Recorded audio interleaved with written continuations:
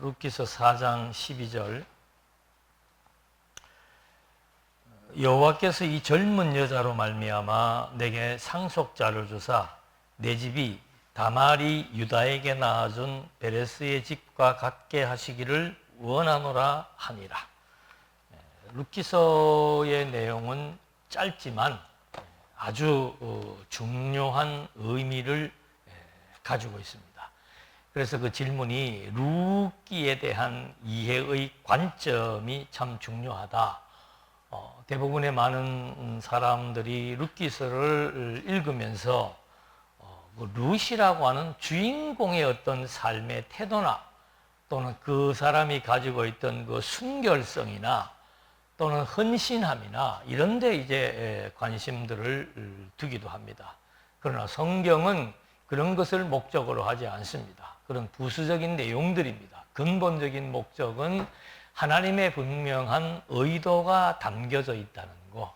그래서 룻기서를 통한 하나님의 의도, 뜻은 무엇인지를 확인해 보는 것이 룻기서를 해석하고 이해하는 중요한 관점이 됩니다. 일단 룻기서의 내용은 큰 내용은 한 가지입니다. 혈통이 계승되는 것. 그래서 마지막에 그 족보가 나와 있습니다. 어떤 경로와 과정과 절차를 통해서 혈통이 계승되는가, 그 이유에 대해서 우리가 좀 확인해야 될 필요가 있습니다. 그 다음에 그 혈통을 계승하는 데 있어서 율법의 규례를 따르고 법적인 정통성을 찾아가려고 하는 그런 의도가 보이게 됩니다. 그 다음에 마지막으로는 그 베레스가 언급이, 지금도 읽어드린 본문에서 베레스라고 하는 사람이 언급이 됩니다. 이게 보통은 모세오경을 보게 되면은 언급할 때 또는 과거의 어떤 근거를 제시할 때 아브라함과 이삭과 야곱의 하나님 여호와 이런 얘기를 많이 하는데 룻기서에서의 근거는 베레스로부터 시작합니다. 왜 그럴까? 왜 베레스가 룻기서에 있어서 어떤 근거로서의 중요한 의미가 뭔가? 이걸 이제 우리가 찾아야 될 필요가 있고, 그런 것들을 찾는데 룻기서에서 4장에서만 반복적으로 나타나는 용어가 바로 증인 채택입니다. 그래서 이상하다. 왜 이렇게 자꾸 증인들을 불러 세울까? 때로는 장로를 세우기도 하고, 때로는 온 백성과 장로들이 함께 증인이 되기도 하고, 그런 그 증인의 필요성이 도대체 룻기서를 해석하는데 어떤 의미가 있는가? 이렇게 이제 우리가 좀 이제 질문들을 통한 주제와의 관련을 가지고 좀 그림을 그려나가는 그런 것들이 필요합니다. 그래서 룻기서에 대한 어떤 중요한 어떤 개념을 하나 잡으라 그러면은 이게 법적인 용어입니다만은 공적인 어떤 그 증거를 제시한다라고 하는 거, 공적인 그런 그 증인, 증거, 또 때로는 법적인 근거, 증거 이런 것들이 필요하다라고 하는 그 중심의 중요한 개념들을 이해하면서 주제가 이제 왕을 예비하는 겁니다.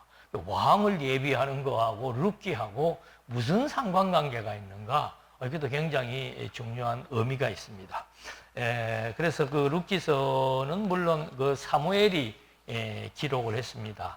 그래서 그 사무엘이 그것을 기록할 때 사무엘은 그러니까 룻기서, 그 다음에 사무엘상이 다 연결되는 내용들을 기록을 한 마지막 사사입니다. 그래서 그 사무엘이 이것을 기록을 할 때 뒤에 사무엘이 이것을 기록을 할 때 뒤에 나오는 사무엘서와 연관을 지으면서 또 앞에 있는 사사기와 연관을 지으면서 이것을 기록했다라고 하는 것을 우리가 확인을 좀 해볼 수가 있습니다. 그래서 이게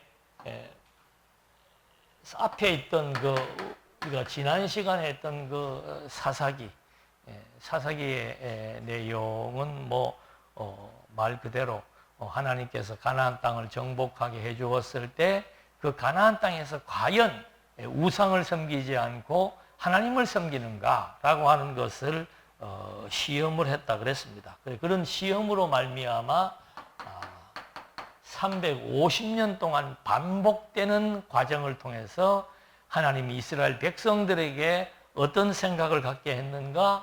이거 그때는 이제 분할 정치, 이스라엘 12지파가 분할되어 있으면서 또 지도자가 이스라엘 민족 12지파를 다 총괄하는 그런 지도자에 의해서 나라가 다스려지는 그런 시대가 아닙니다. 그래서 이 분할 정치 체제를 통해서 백성들이 제일 마지막 가서 깨달은 것은 우리 이 12지파를 통합해서 지도할 그런 지도 체제와 지도자가 필요하다. 이런 것들을 이제 아주 알게 했던 그 중요한 요지가 있었죠. 그런데 그 다음에 나오는 그 룻기는 그렇다면은 어떤 의미를 가지고 연속성을 갖고 있을까? 여기에서 이제 읽어드린 요절 말씀에서도 베레스가 등장을 합니다. 그래서 베레스가 어떤 사람인지에 대해서 우리가 알 필요가 분명히 있지요. 그리고 제일 마지막에 이제 족보, 베레스의 족보가 이렇게 나오게 됨으로써 그 족보에서 그 중요한 인물, 그러니까 이 룻기라고 하는 것은 분할 정치 체제에서 그 다음에 이 사무엘서는 뭔가 하면은 이제 왕정 정치입니다. 왕에 의해서 12지파를 총괄해서 다스려 나가는 이런 그 분할과 통합의 정치 체제의 중간에 자리하고 있는 거죠. 그러니까 이거는 뭐 지도자가 나와서 어떤 일을 하고 하는 이런 게 아니고 그냥 크게 보니까 분할된 정치 체제의 지도자에서 이제는 통합해서 이스라엘 민족을 다스려 나가는 그런 정치 체제. 여기에서 중요한 룻기서의 어떤 그 의미는 무엇인가라고 봤을 때 이제 여기에서 나오는 제일 마지막에 족보가 결국은 그 족보에서 다윗이 출생하는 걸 봤을 때 이 다윗이 결국은 이스라엘 하나님의 언약의 계보를 따라서 나온 왕이었기 때문에 바로 그 왕을 준비하는 그런 이제 그 주제하고의 연결도 되고 이것이 정말 이거 이제 룻기서가 어떤 그 지도자의 이름도 안 나오고 이러다 보니까 사람들이 전부 시편으로 갖다 붙여버립니다. 룻기서를. 그러니까 이거는 시편으로 갖다 붙여야 될 내용이 아니고 역사적인 성경에 나와 있는 그런 그 맥락에 따라서 분명한 의미를 가지고 있다라고 하는 사실을 우리가 이제 확인해 볼 수 있는 그런 중요한 내용이 되겠습니다. 그래서 왕을 예비한다. 자, 어떤 배경과 역사를 통해서 왕을 예비하는가? 왕을 예비하는 데 있어서의 가장 중요한 것은 뭔가? 그 왕에 대한 정통성입니다. 그래서 그 정통성을 확보하기 위한 방법이 공정입니다. 법적인 증거를 이렇게 확보하는 것. 이것이 이제 가장 중요하죠. 우리가 어떤 족보 이렇게 했을 때 그 족보가 정말 적법한 족보인지 그걸 알기 위해서는 어떤 그 법적인 증거가 필요한 것처럼 이 지금 왕을 예비한다는 것은 곧 왕을 준비한다는데 그 준비된 그 왕의 법적인 정통성이 확보되고 있는가라고 하는 사실에 초점을 주면 됩니다. 그래서 이 4장이 사실은 뭐 룻기서에서 제일 중요한 건데 1, 2, 3장은 뭔가 4장까지의 역사적인 배경을 설명해 주고 있는 겁니다. 제일 먼저 이 순환을 당하는데 룻기서 1장 1절을 보게 되면은 그 역사적인 배경이 소개됩니다. 사사들이 치리하던 때, 그러니까 이때는 무슨 시대예요? 사사시대입니다. 그래서 제가 이걸 그린 겁니다. 룻기는 이 사사시대 속에서 연속적으로 주어졌던 한 사건을 기록하고 있는데 그 사건이 뭐 그렇게 중요해서 4장밖에 안 되는 내용이 구약의 역사서에 딱 자리하게 되었는지를 우리가 확인해야 될 필요가 있습니다. 사사들이 치리하던 때 어디에서? 사사시대에 그 다음에 중요한 내용이 뭡니까? 유다, 베들레헴 이게 이제 중요한 용어로 등장을 하게 됩니다. 자, 유다 지역의 도시들이 한 100개가 됩니다. 도성들이. 그 도성 중에서 유다 사람들이 살아가고 있는 그 넓은 지역의 도성 중에서 베들레헴이라고 하는 작은 동네가 있습니다. 그 동네에 있던 이제 어떤 거기로부터 이제 이야기가 시작이 되는 거예요. 거기에서 엘리멜렉이라고 하는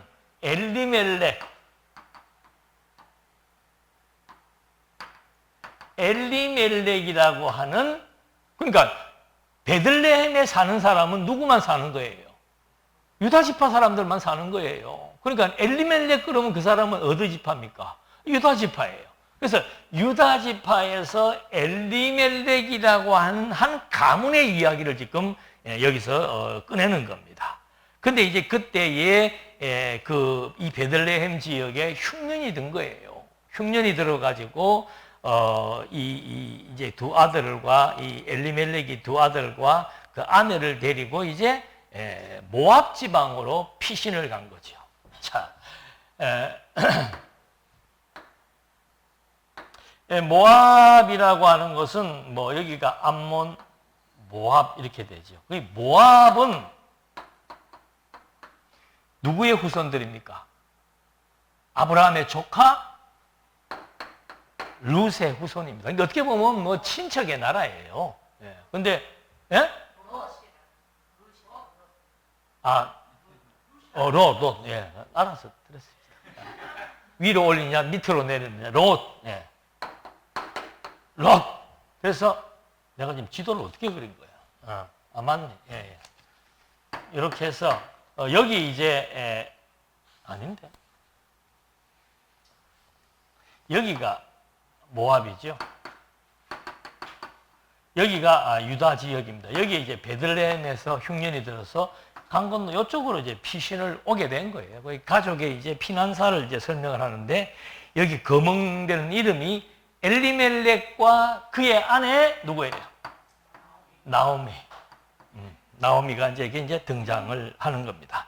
그런데 여기에서 무슨 일이 발생을 했는가 하면은 두 아들이 죽습니다. 그래서 엘리멜렉도 죽고, 그러니까 이거 완전히 요즘 말로 하면 객사지요. 여기에서 엘리멜렉도 죽고 그의 두 아들도 죽어버립니다.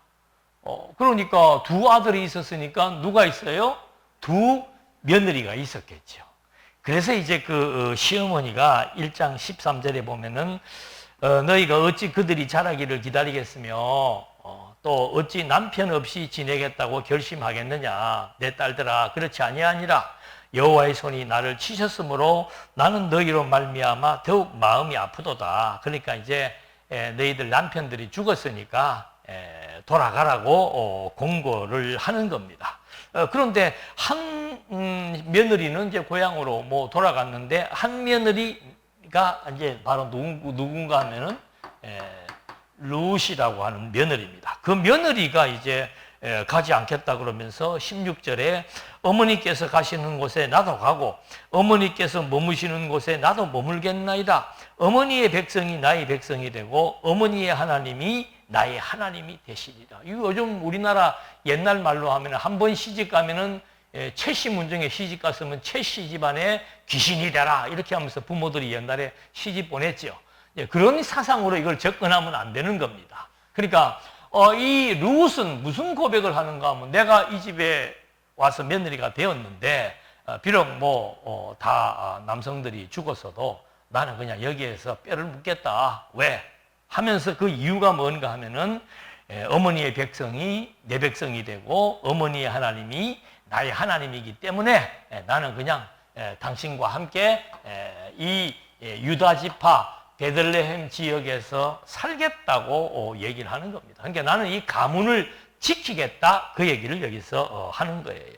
그러니까 이제 이런 고백을 듣고 나오미가 여기에서 며느리하고 이제 두 과부죠. 두 과부가 이 자기네 동네 베들레헴으로 돌아와 가지고 자기의 처지를 베들레헴 사람들에게 이렇게 얘기를 하는 겁니다. 그러니까 이게 뭐 여기는 그냥 처지 고백하는 게 그냥 고백하는 것처럼 보이지만 사실은 이것이 하나의 소문이 되는 거예요. 이런 소문이 나중에는 어떤 남성이 이제 그런 소문을 듣게 되는 거죠. 그러면서 내가 풍족하게 나갔더니 여호와께서 내게 뭐 비어 돌아오게 하셨다. 이 말은 뭐 거지가 돼서 돌아오게 했다. 그 말이에요. 그러니까 내가 일로 이사 갈 때는 뭐 완전히 뭐 거부가 된 상태에서 갔다가 돌아올 때는 이제 완전히 빈손 들고 돌아오는 그런 상황이 되었다라고 하면서 자기 친척들에게 자기 처지를 한탄하면서 이제 막 얘기를 하는 겁니다. 그러니까 이 사건이 저는 이걸 보면서 이거 참 요셉과 참 유사한 사건이구나. 근데 우리 대부분의 사람들이 이런 그 난감한 처지를 당하게 되면은 그 상황만 보게 되는 거예요. 그러니까 내가 부자로 갔다가 거지가 돼서 돌아왔다 그러고 한탄하는 그런 이유가 오늘 나타난 현상만 보게 되니까 이제 그런 문제가 나타나게 되는 거죠. 그래서 그 하나님의 섭리의 전 영역을 이해하지 못하면 또 하나님의 섭리의 의도를 이해하지 못하고 현실만 볼 수 있는 그런 근시안적인 시각만 가지게 된다면은 참 늘 이렇게 이런 상황에서 불평하지 아니하고 불만하지 아니할 사람이 없는 거죠. 우리가 이 기독교인으로서 진리를 안다는 것은 바로 뭐 하나님을 믿는데 그냥 단순히 믿는다는 게 아니고 주어진 상황에 대한 해석을 하나님의 관점으로 할 수 있는 그런 시각을 가졌다는 것이 믿는다는 하나의 증거입니다. 믿는 사람들의 삶의 태도예요. 하나님을 믿는다라고 하면서 생각은 안 믿는 사람하고 똑같은 생각과 태도를 가지고 어떤 일이 잘 되면은 좋아하고 안 되면은 좌절하고 원망하고 막 그냥 뭐 어찌할 바를 모르는 그런 사람이라면 그건 신앙적 태도가 아니죠. 그런데 이제 한번 보십시다. 정말로 하나님이 역사를 어떻게 끌어나가시는지 하나님의 역사가 내 개인의 삶도 오늘 이 역사가 오늘로서 끝나느냐? 그렇지 않습니다. 반드시 전개되는 거죠. 자, 그 다음에 사항을 이제 한번 보시면 그게 2장입니다. 완전히 폭망한 거예요. 폭망한 이제 엘리멜렉도 죽고 폭망한 나오미 룻의 집안이 어떠한 경로를 통해서 어떤 결과를 낳게 되는가? 이제 한번 보십시다. 이제 1장 1절에는 여기 나왔죠. 사사시대에 유다 지역 베들레헴의 엘리멜렉과 나오미 한 가정을 설명을 했습니다. 이 가정이 폭망했습니다. 그런데 2장 1절에 보니까 나오미의 남편 엘리멜렉의 친족으로 어떤 사람이 있었다? 나오미 엘리멜렉은 죽었지만 그의 누구예요? 친족, 가까운 친척의 아주 그 유력한 자, 유명한 자, 능력이 있는 자 이런 사람이 있었다는 거죠. 그런데 우리가 여기 봤을 때 여기 이걸 왜 밝혔을까요? 친족이라고 하는 것을 왜 밝혔을까? 폭망한 이 집안에 그 다음 장면에서 친족이라고 하는 말을 꺼내면서 전개를 하기 시작합니다. 요거 친족에 대한 어떤 중요한 의미가 무엇일까를 한번 이제 생각을 해보면서 거기에 등장하는 게 누구예요? 보아스. 이 보아스라고 하는 이름은 유명한 이름입니다. 여러분 어디에 나타납니까? 솔로몬의 성전 기둥에 하나는 야긴 여호와지요. 여호와께서 보아스 대단한 능력으로 이 성전을 세우셨다는 뜻으로 야긴과 보아스라고 하는 이름을 이제 솔로몬이 후대에 붙이게 되는데 이 보아스라고 하는 뜻은 그 안에 능력이 있다 그런 뜻이에요. 그러니까 이름 그대로 보아스는 이 친족인데 유다 지파 베들레헴에 살고 있는 친족인데 아주 능력이 있는 거부 부자다 이렇게 생각을 하시면 됩니다. 그런데 이제 이미 이제 이 사람들은 망해가지고 고향으로 돌아왔기 때문에 먹고 살아야 되잖아요. 이때는 농경 시대이기 때문에 보아스가 밭을 많이 가지고 있었던 모양이죠. 그래서 룻이 가서 이제 그 추수철에 이제 그 이삭을 줍고 있었어요. 떨어진 이삭을 이렇게 먹고 살라니까 다 추수하거나 이삭을 줍고 있는데 거기에 보면 3절에 뭐라고 나와 있어요? 2장 3절에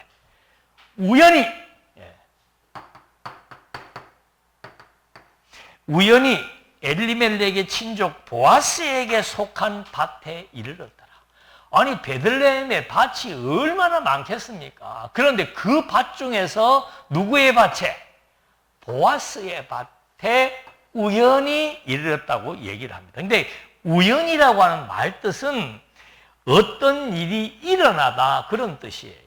그런 뜻인데 그 의미는 뭔가 하면은 그에게 행운이 생기게 하려고. 그러니까 우리가 생각하는 우연이라고 하는 것은 뭐 나도 뭐 이렇게 하다 보니까 어떻게 됐다 이런 뜻이 아니고 여기에서 말하는 우연이라고 하는 것은 어떤 일이 일어나는데 어떤 일, 좋은 일, 행운이 일어난다라고 하는 그런 이제 의미를 담고 우연히 엘리멜렉의 친족 보아스의 집에 여기도 또 뭐가 나와요? 그냥 보아스가 아니고 친족 보아스의 집에 이르렀다는 거죠. 갔는데 그게 친족 보아스의 집이었다. 그러니까 그 밭에 간 그것이 나중에 이제 이 나오미와 루스에게 뭐가 될 것입니까? 행운이 된다는 거죠. 행운에 대한 암시를 이제 여기서 해주는 겁니다. 그래서 일꾼들이 친족 보아스에게 루스를 소개를 합니다. 근데 이것도 웃기잖아요.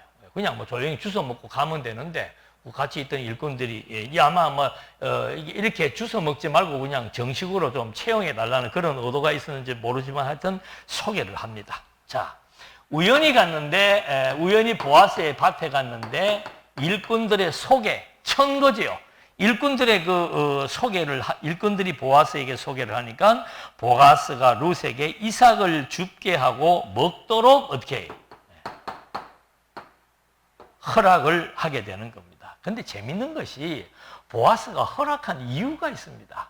그 11절에 보면은 보아스가 그에게 대답하여 이르되 내 남편이 죽은 후로 내가 시어머니에게 행한 모든 것과 내 부모와 고국을 떠나, 고국이라고 하는 것은 룻의 고향은 고국은 모압입니다.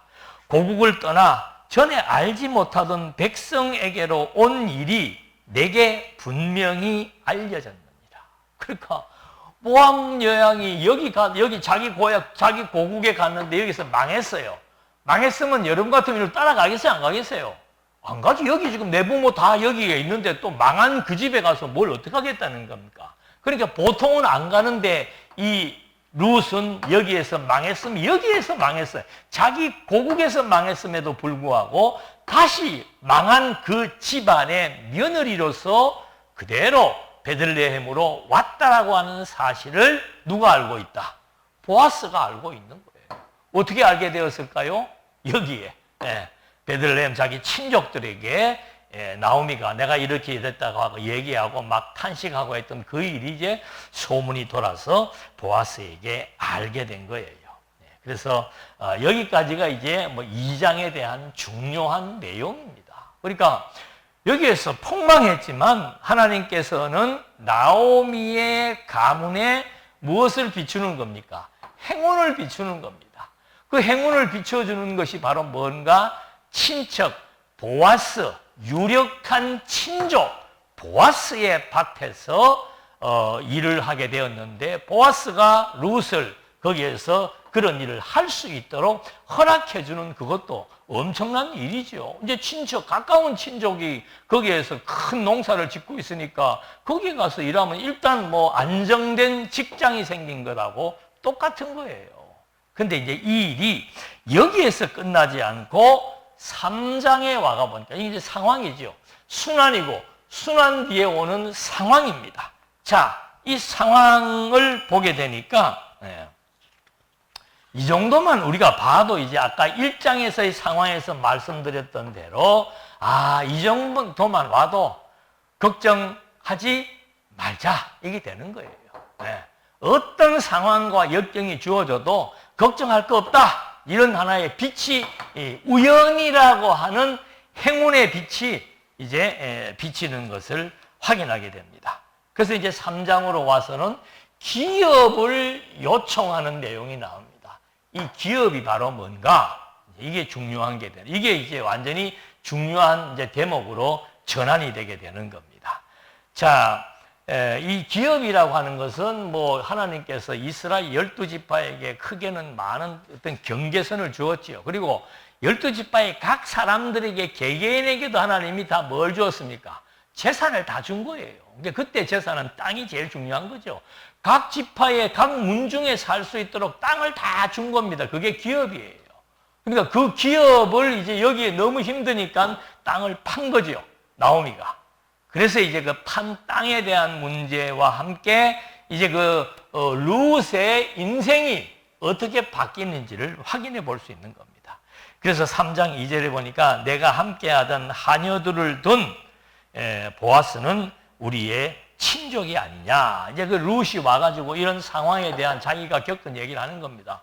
내가 그냥 어느 밭을 갔는데 그 밭이 우리의 친족 보아스의 밭이었고, 그래서 그 같이 간 일꾼이 보아스에게 내 소개를 했는데 보아스가 나에 대해서, 우리 집안에 대해서 다 알고 있었디다. 그리고 그 보아스가 나를 칭찬하면서 이제 여기에 정식 직원으로 일하라고 허락해 주었습니다. 라고 하는 말을 나오미에게 전달을 해주니까 나오미가 하는 말이 3장 2절, 네가 함께하던 하녀들을 둔 보아스는 누구냐? 또 그 보아스는 우리의 친족이 아니냐? 하녀까지 있는 보아스는 우리의 친족이 아니냐 하면서, 보라, 그가 오늘 밤에 타작마당에서 이제 보리 타작을 할 것이다. 그때 그가 눕는 자리를 확인해 가지고 그때 그가 눕는 곳을 알았다가 그의 발치에 이불을 들고 살짝 들어가서 거기에 누워 있거라, 그 말을 하는 겁니다. 그러니까 벌써 이제 뭐 다 알지요. 룻이 시어머니 나오미가 왜 그런 전략을 꾸미는지를 알지요. 하면서 이제 그에 누워 있으라 하면서 그가 내 할 일을 내게 알게 할 것이다. 그러니까 보아스가 거기 누워 있는 너를 보고 분명히 너한테 무슨 역할을 해야 될 것을 너한테 분명히 밝혀줄 것이다. 라고 이제 미리 나오미가 당부를 한 겁니다. 근데 이제 보아스가 이제 뭐 추수하니까, 그날을 추수하는 날이니까는 잔치날 아니에요. 그래서 먹고 마시고 마음이 즐거워서 곡식 단더미가 있는 끝에 가서 누운 거예요. 근데 이제 룻이 그거를 보고 가만히 가가지고 그의 발치에 가서 이불을 덮고 거기에 조용히 이제 누워 있었던 거죠. 그러니까 이 보아스가 눈을 떠보니까 발밑에 여자가 하나 있는 거죠. 깜짝 놀란 거죠. 그래서 누구냐라고 하고 얘기를 하니까 룻이 하는 말이, 나는 당신의 여종 룻이오니 당신의 옷자락을 펴 당신의 여종을 덮으소서. 나를 품어달라.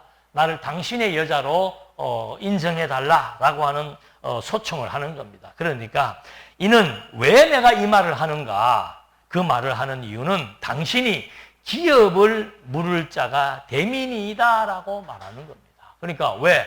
가장 가까운 친족이기 때문에 우리 망한 우리 집안, 이 엘리멜렉의 가문의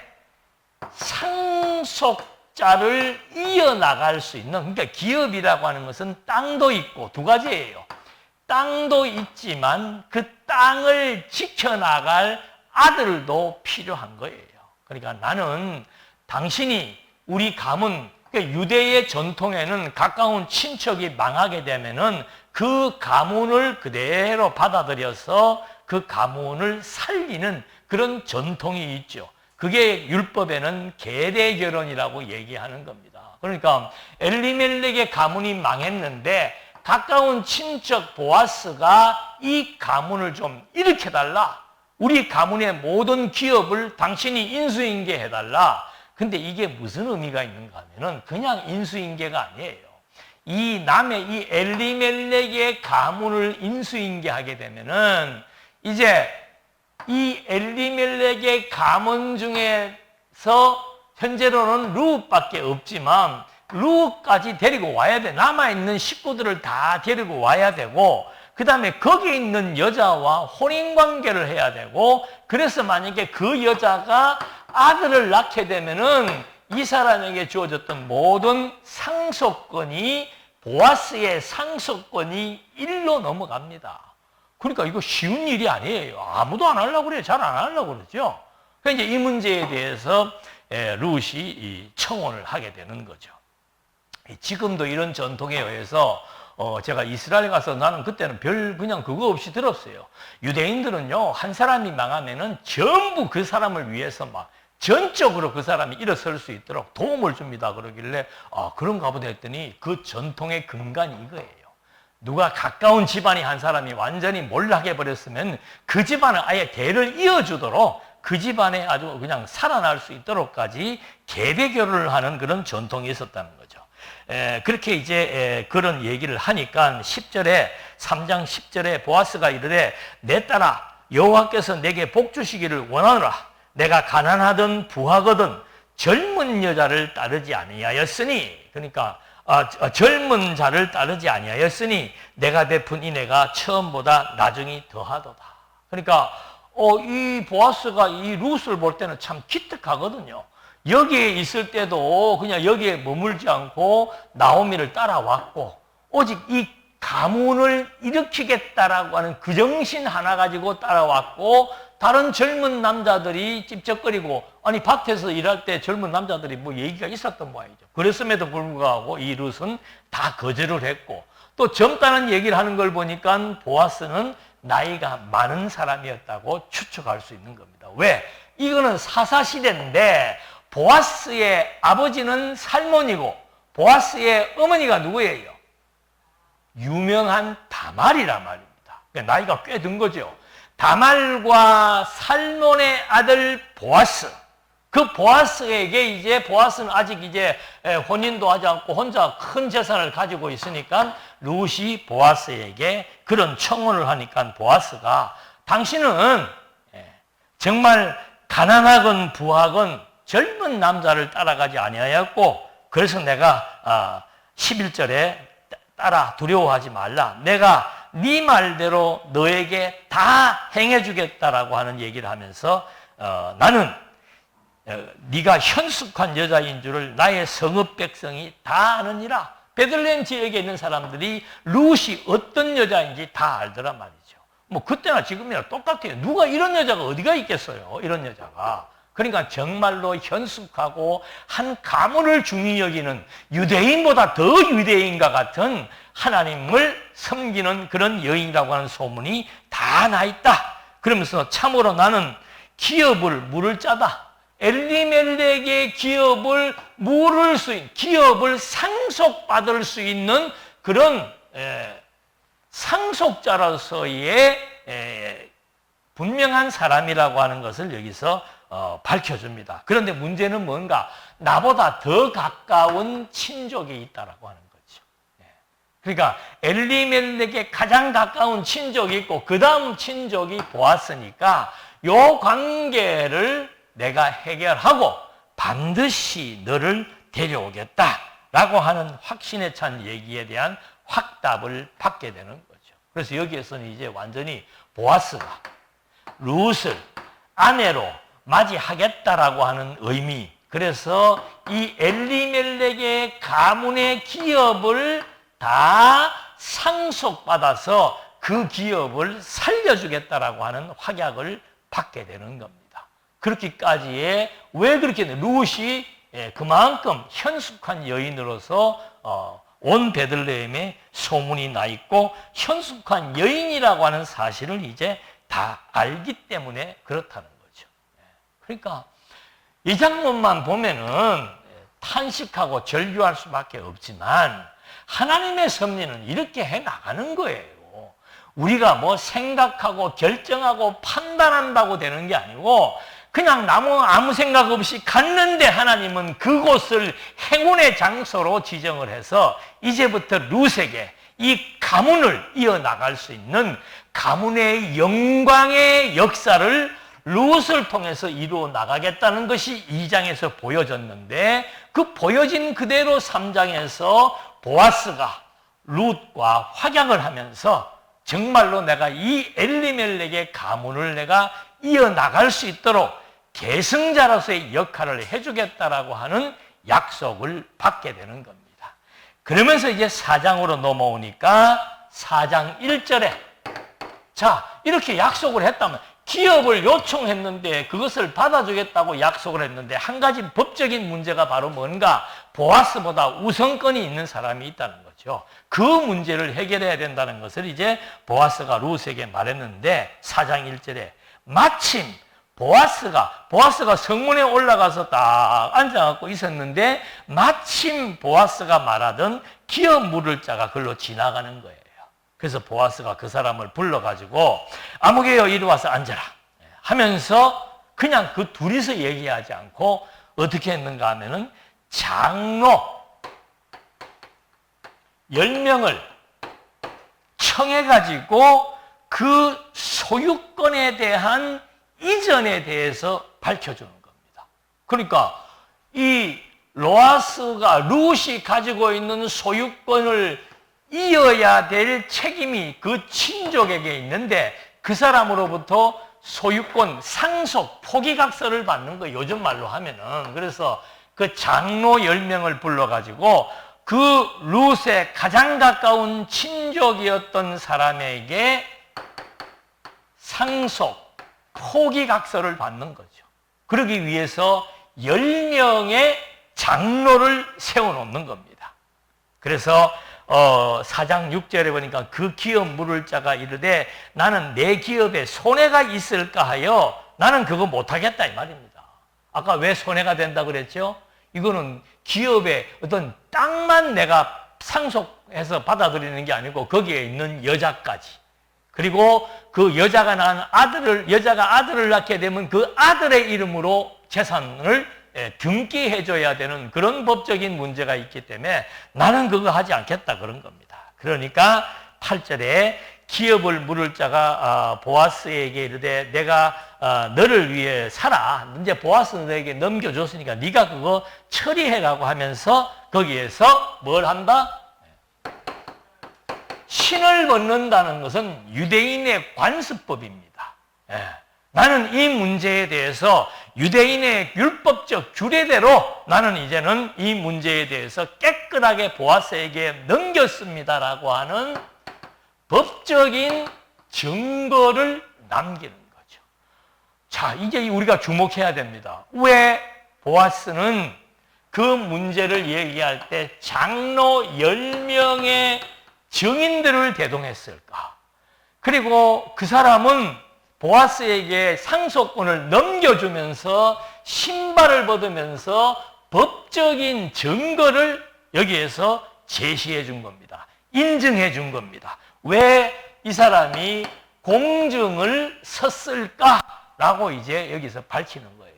아니, 옛날 지금으로부터 몇천 년 전 아니에요. 몇천 년 전 시골 동네 사람들이 살면서 그 뭐 몇 사람끼리 얘기하면 끝나는 문제를 뭐 한다고 10명의 장로들을 증인으로 대동하고 상속권을 포기했다라고 해서 법적인 공증까지 쓰도록 그런 일들이 여기에 전개되었는가? 그러면서 9절에 보아스가 장로들과 모든 백성에게 이르되 내가 엘리멜렉과 기럨과 말론에게 있던 모든 것을, 이게 바로 엘리멜렉과 그의 아들들이에요.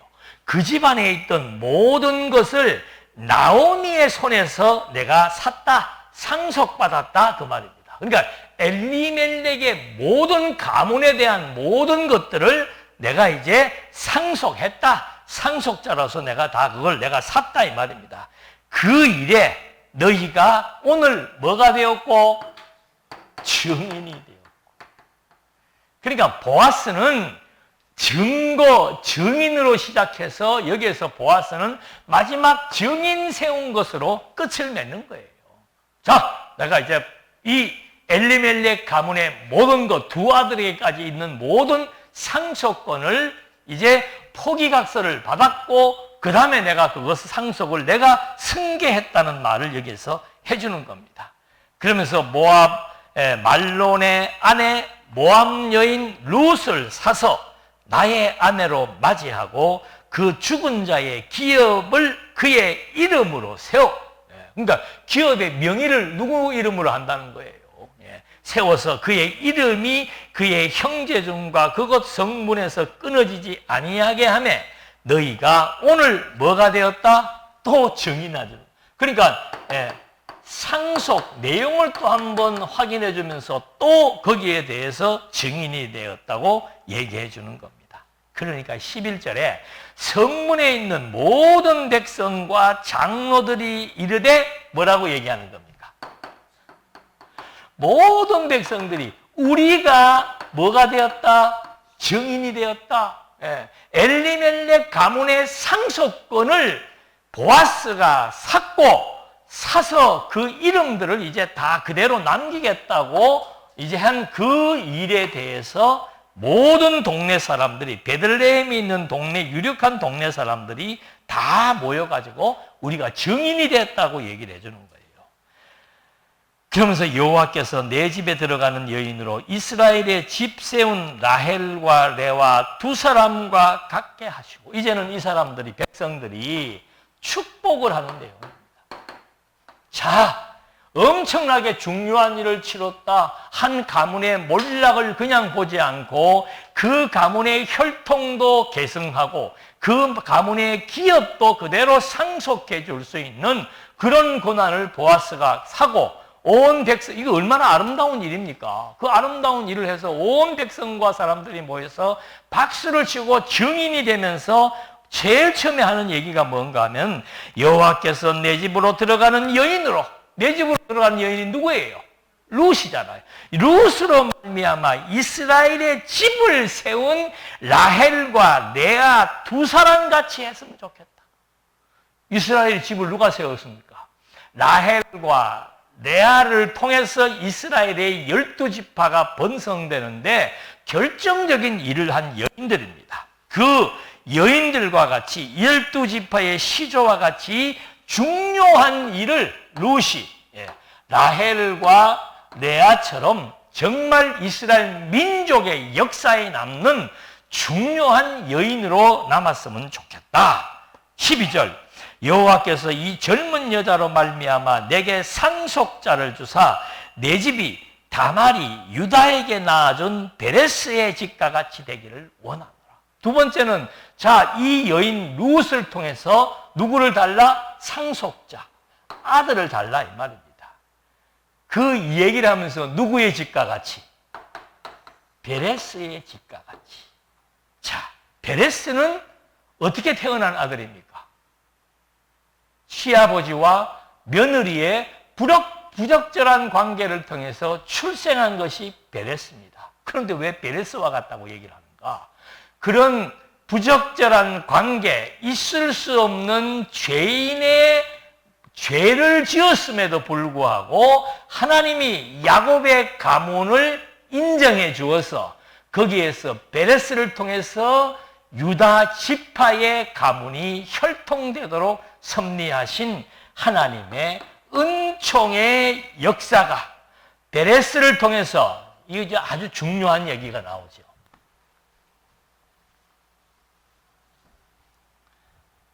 창세기 49장 10절에 규가, 이 규라는 왕의 홀입니다. 이 규가 왕권이 유다를 떠나지 아니한다. 그러니까 유다 지파는 누구다? 왕족이다. 그걸 하나님이 여기에서 누구를 통해서? 야곱을 통해서 언약을 한 거예요. 야곱의 12아들에게 야곱이 언약을 하고 복을 주면서 유다 너는 왕족이 될 것이라고 야곱이 약속을 한 거예요. 그런데 그 야곱의 아들들의 집안이 다 몰락을 또 해버렸잖아요. 다 죽었잖아요. 그리고 막내 하나 살았는데 막내가 커야 계대 결혼에 의해서 며느리 다말이 그 막내 아들과 결혼을 해서 그 다음에 이 유다의 계보를 이어나갈 수가 있는데 야곱이 그런 생각이 없었던 거예요. 그러니까 이 다말이 변장을 해가지고는 야곱과 잠자리를 해서 낳은 아들이 누구예요? 베레스라 이 말입니다. 그러니까 베레스는 예.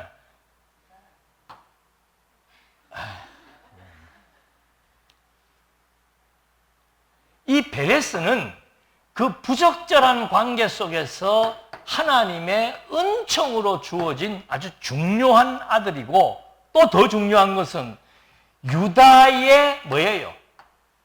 왕의 가문을 계승할 첫 번째 아들이 된 거예요. 유다 가문이 끊어질 것 같았는데 그 가문을 끊지 않고 지금, 그러니까 여기에서 쉽게 얘기하면은 가문이 끊어질 것 같았는데 그 가문을 하나님의 은혜로 말미암아 그대로 하나님이 인준을 해 주어서 베레스가 등장을 했는데, 지금 똑같잖아요. 룻의 가문도 완전히 몰락을 해서 그 가문을 계승할 수 없는데, 보아스가 룻을 아내로 받아들이고 그 혈통의 가문을 그대로 다 승계를 받아가지고 거기에서 아들이 나오게 되면 그 아들을 바로 이 유다 지파로 입적을 시키겠다. 보아스의 아들은 비록 부적절한 관계로 혼인관계가 성립되었지만은 그 계대고론이라고 하는 법적인 절차, 공중의 절차를 통해서 이제는 보아스와 룻을 통해서 아들이 나온다면은 이제 그 아들을 뭐 하겠다? 예, 법적인 상속자, 법적인 계승자로 세우겠다라고 하는 약속을 하는 겁니다. 사람들이 그렇게 되기를 노래를 축복을 한 거예요. 그러면서 베레스의 집과 같이 해주겠다고 얘기를 하고, 그 다음에 이제 내가 함께 하던 하녀들을 둔 보아스는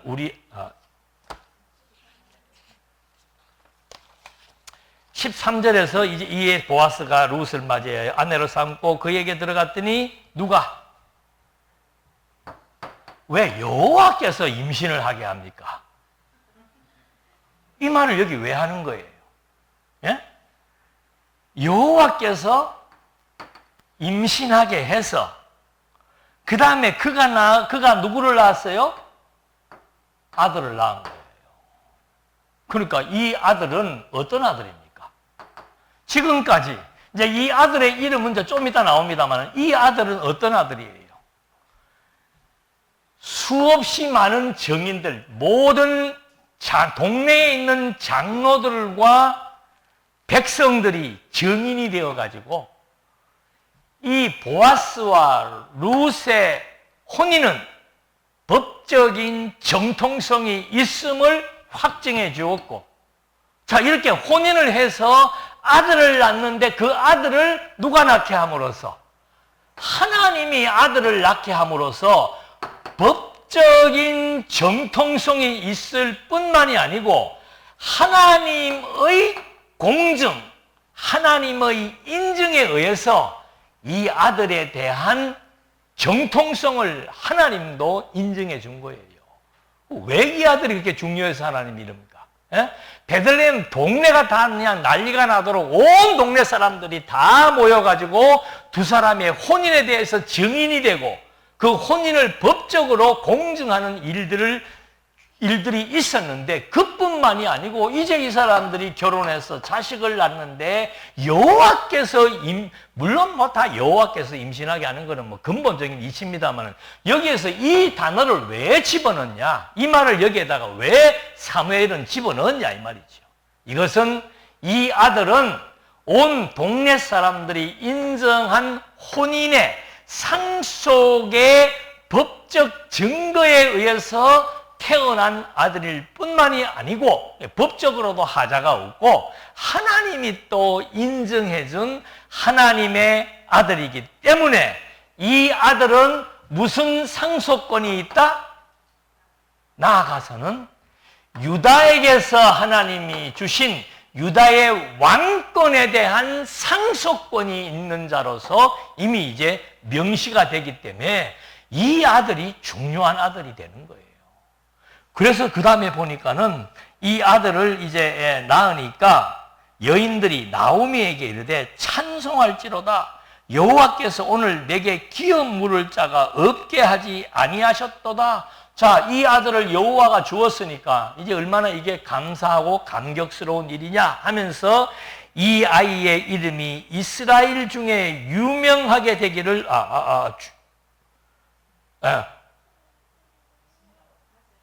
이 아이의 이름이 이스라엘 중에 유명하게 되기를 원한다. 이 아이가 유명하게 되기를 원한다라고 얘기하면서 이는 내 생명의 회복자이며, 내 생명이라는 건 나오미를 의미하는 겁니다.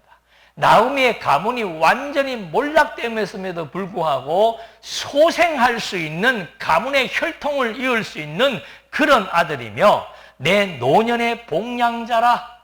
나오미도 그렇지만 룻도 마찬가지고 말년의 이 아들이 이제 당신들을 다 복량할 것이다. 너를 사랑하며 7 아들보다 귀한 내 며느리가 낳은 자로다 하니라. 나오미가 아기를 받아 품에 안고 그의 양육자가 되니 그의 이웃의 여인들이 그에게 뭘 지어줘요? 이름을. 왜 너무 동네 여인들이 이름을 지어줘? 이름을 지어주니 그 이름이 오벳이라 하더라. 오벳의 뜻은 뭔가? 종이란 뜻인데요. 섬기는 자란 뜻입니다. 그런데 이가 누구의 아들이야? 하나님이 낳게 하신 아들이니까 하나님을 섬기는 종, 그런 뜻이 이제 오벳이란 이름입니다.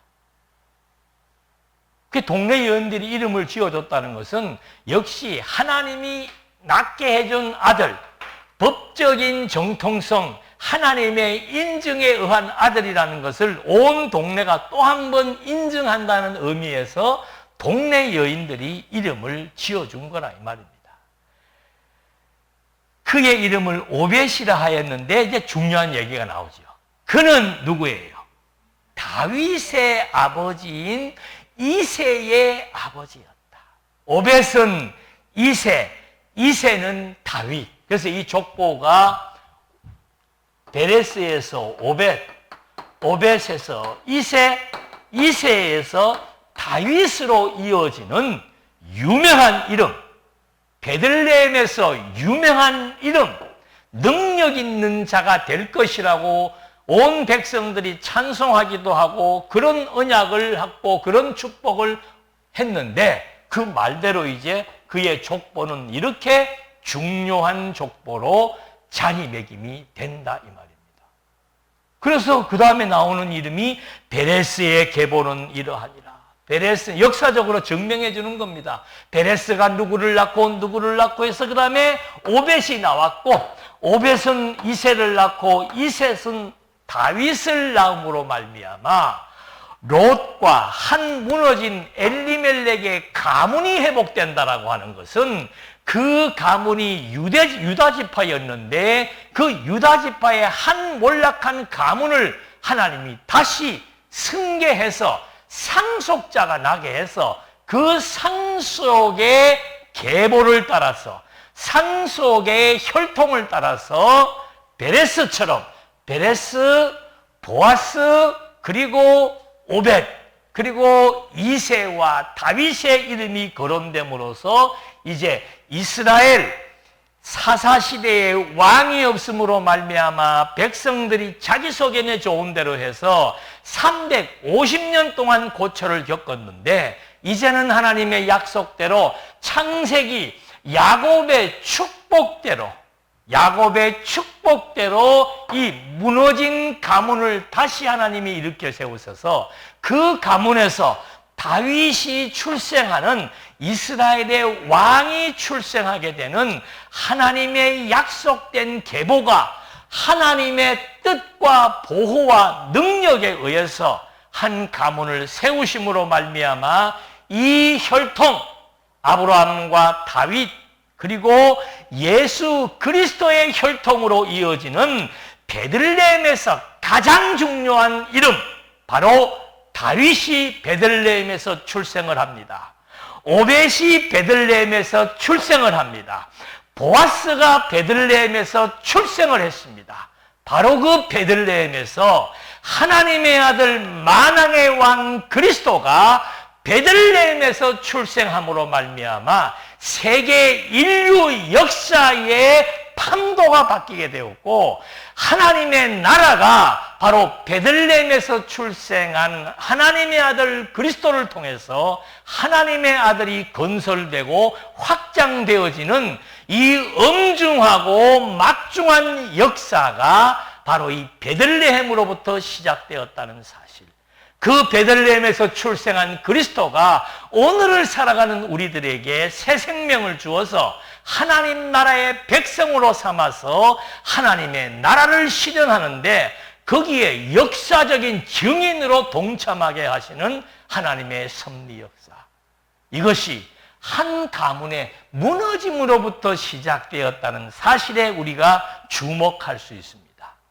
모든 것이 무너진 것 같으나 거기에는 하나님의 명백한 의도와 뜻이 담겨져 있다라고 하는 것. 정말로 만사는 하나님이 섭리해 나가신다라고 하는 것. 아니 룻은, 나오미는 몰락한 자기 가문이 어떻게 해서든지 간에 누구에 의해서든지 간에 다시 그 가문이 일어서는 것만 생각을 했었는데 하나님은 가문만 일어세우는 게 아니고 그 가문에서 세계 인류 역사의 가장 큰 사건, 가장 유명한 이름, 하나님의 아들 그리스도가 출생하게 된다는 사실을 우리는 작은 룻기서의 내용을 통해서 왜 룻기서가 여기에 있어야 되었을까? 왜 그렇게 증인들이 필요했을까? 하나님의 아들 그리스도는 법적인 정통성이 있고 하나님의 아들로서의 정통성이 있는 명실공히 하나님 나라의 주체이며 완성자라고 하는 사실을 또 한 번 확증하게 되는 너무도 중요한 룻기서의 내용을 확인해 본 겁니다. 기도하시겠습니다.